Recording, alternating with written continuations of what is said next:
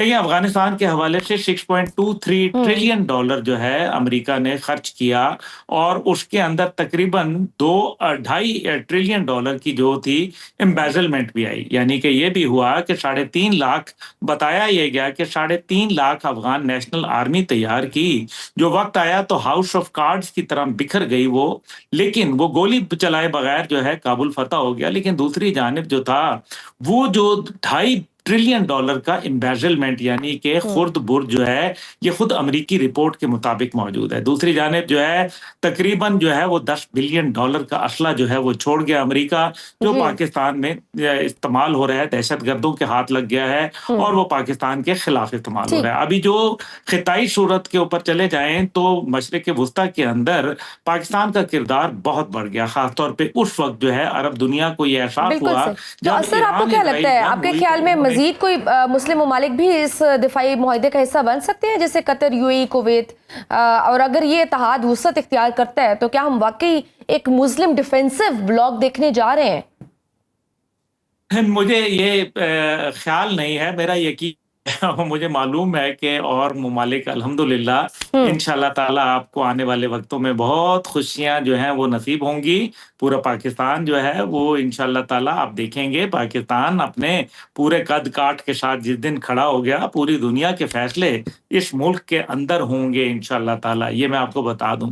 दूसरी जानिब जो है वो अगर आप देखें कि किस तरीके से एक नया ग्लोबल वर्ल्ड ऑर्डर लिखा जा रहा है। पाक-भारत जंग में पाकिस्तान के हाथों भारत का पिटना, इज़राइल का जो है वो ईरान के हाथों पिटना और हुँ। फिर उसके बाद अरब दुनिया के अंदर पाकिस्तान का जो है फ़कीतुल मिसाल इस्तकबाल होना। हमारे हुँ। फ़ील्ड मार्शल को जो अरब दुनिया के अंदर हाथों हाथ जो है वो लेना और जिस तरीके से उनके साथ लोग मिलकर अकीदत का इज़हार कर रहे थे, ये पाकिस्तान के लिए बाइसे इज़्ज़त है। और फिर खित्ते के अंदर जो एक नई गेम है, उसके अंदर ज़ाहिर है चीन और रूस जो है वो पाकिस्तान के कहीं बैक के ऊपर आपको खड़े हुए ज़रूर नज़र आएँगे। पाकिस्तान ने अगर इस रीजन में कदम रखा है तो उसको मालूम है कि जहाँ सऊदी अरब के साथ ये मुआहदात जो हैं ये हमारे लिए फूलों का एक गुलदस्ता साबित होंगे, लेकिन इसमें काँटों की जो मेरे ख़्याल में नोकीलापन है उसको भी महसूस कीजिए। जैसे आपको भारत के खिलाफ जो है भारत को जो है वो कहा जाएगा कि जनाब आप जो है वो बॉर्डर्स के ऊपर जो है वो एस्केलेशन कर दें। ये मुमकिन खतरात हैं जो मैं गुजारिश कर दूँ। दूसरी तरफ जो है आपको एफएटीएफ की तरफ जो है और आईएमएफ, वर्ल्ड बैंक तो आपको पता है वो तो अमेरिका की बांदी हैं। हुँ। है वो आप ये देख लीजिए कि पाकिस्तान में दहशतगर्दी को मज़ीद फ़रोग़ दिया जाएगा, जो हुँ। कि पैसे के ज़रिए जिस तरीके से ये अफ़गान नेशनल आर्मी के जो लोग अब आप सवाल तो ये भी पैदा होता है ना कि दहशतगर्द आते हैं, पाकिस्तानी फ़ोर्सेज़ उनको जहन्नम वासिल करती हैं, हुँ। लेकिन वो फिर अगले दिन जो है बड़ी तादाद में आते हैं। ये लोग इतनी जल्दी ट्रेनिंग कैसे हासिल कर रहे हैं? ये वो हैं जो अमेरिका और भारत की मौजूदगी में ठीक।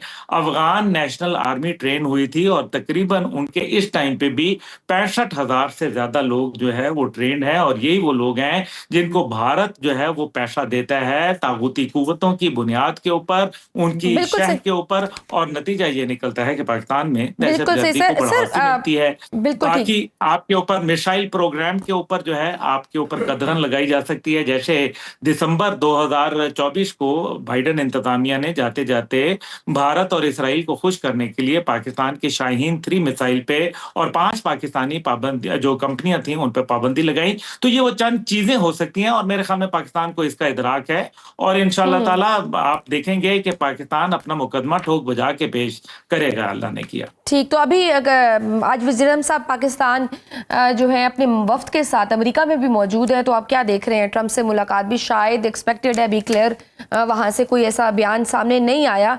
आप क्या समझते हैं कि अमेरिका अपने किन ख़दशात का इज़हार करेगा? देखिए, ट्रंप साहब से मुलाकात होना या ना होना बात ये नहीं है। बात ये है कि असल में इज़राइल और भारत दोनों के पीछे अमेरिका मौजूद है। हमें ये अच्छी तरीके से मालूम है और इसमें कोई किसी को नहीं है। हमारा मसला ही जो है वो ये है कि हमें अमेरिका के सामने एक दफ़ा ऑनरेबली, रिस्पेक्टफुली जो है नो करनी पड़ेगी कि ये चंद चीज़ें हैं, ये हमारी रेड लाइन्स हैं, इनको हम क्रॉस नहीं कर सकते। हम चीन के साथ दूरी नहीं पैदा कर सकते, न्यूक्लियर प्रोग्राम पे कॉम्प्रोमाइज़ नहीं कर सकते। हम जो है वो भारत का सरोगेट नहीं बन सकते, उसका जो है सबसर्विएंट नहीं बन सकते, हम इजराइल को तस्लीम नहीं कर सकते। ये वो चंद चीजें हैं जो पाकिस्तान माजी में भी बताता रहा, मौजूदा सूरत हाल में भी बताएगा और आइंदा भी बताएगा, क्योंकि पाकिस्तान के न्यूक्लियर जो सलाहियत है ये इसकी सलामती और इसकी हिफाजत की जामिन है।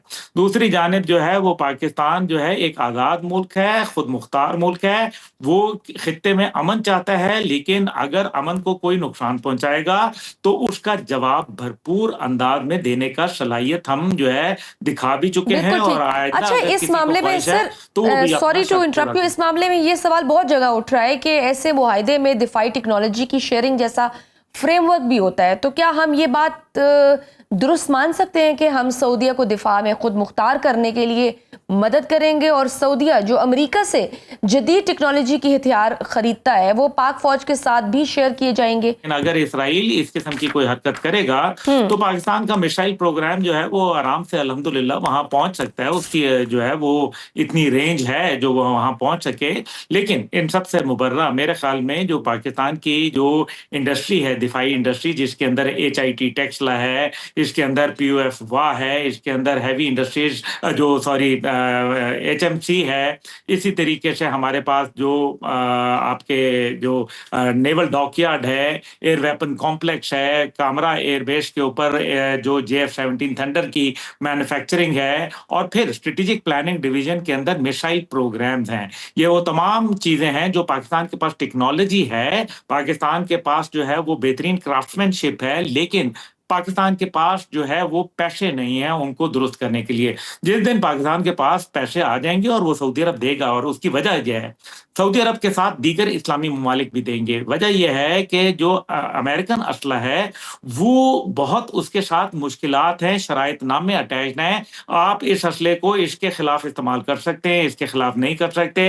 इसको अगर करेंगे तो हमारे पायलट होंगे, हमारे लोग होंगे, यानी कि मुख्तलिफ कंडीशंस हैं। जबकि पाकिस्तान जो असला इस टाइम पे और चाइना जो बेस्ड असला है वो इस टाइम पे इतना अच्छा है, सस्ता है, क्वालिटी है, अभी मैदान जंग में आजमाया हुआ है, और फिर जो है उसके साथ कोई स्ट्रिंग्स अटैच नहीं है, कोई कंडीशंस नहीं है। बिल्कुल है कि जनाब बिल्कुल ठीक। ये हो सकता है या ये नहीं हो सकता। तो मेरे ख्याल में पाकिस्तान की डिफेंस इंडस्ट्री समेत पाकिस्तान की दीगर इंडस्ट्री जो है वो भी बूम करेगी, अल्लाह ने किया। बिल्कुल ठीक। Last question sir, sir Trump की जानिब से पिछले दिनों अफगानिस्तान में बडग्राम एयरबेस की वापसी का मुतालबा किया गया, बल्कि इसे धमकी अमेज मुतालबा भी कहा जा सकता है। ट्रंप का बयानिया तो अमन कायम करना था, पीस की बात करते हैं, ये अचानक बडग्राम एयरबेस की जरूरत पेश आना क्या दोबारा हमारे खित्ते में खतरे की घंटी नहीं?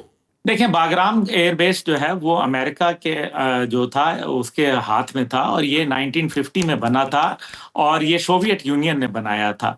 एक अरसे तक जो है सोवियत यूनियन इसको इस्तेमाल करता तो सर अब ऐसी क्या जरूरत पेश आई कि वो दोबारा से डोनाल्ड ट्रंप साहब इसके डिमांड कर रहे हैं कि वापस किया जाए? मैं गुजारिश कर दूं कि 77 मुरब्बा किलोमीटर के ऊपर जो है मुहित है, और अमेरिका के जब इनखला का फैसला हुआ था कि उसने इस खित्ते से जाना है अफगानिस्तान से, तो डोनाल्ड ट्रंप ही वो सदर थे जिन्होंने ये फैसला किया था। तो तब वो क्यों नहीं निकले थे, तब वो क्यों निकल गए थे?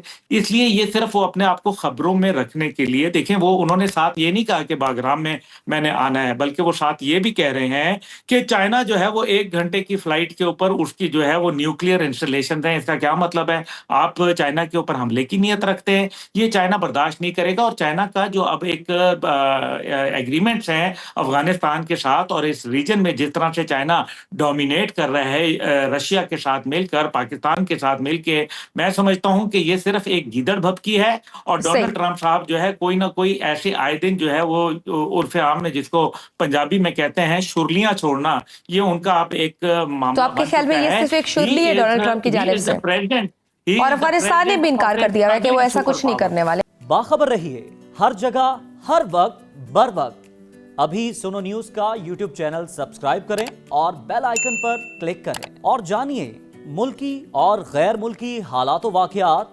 यकीन के साथ।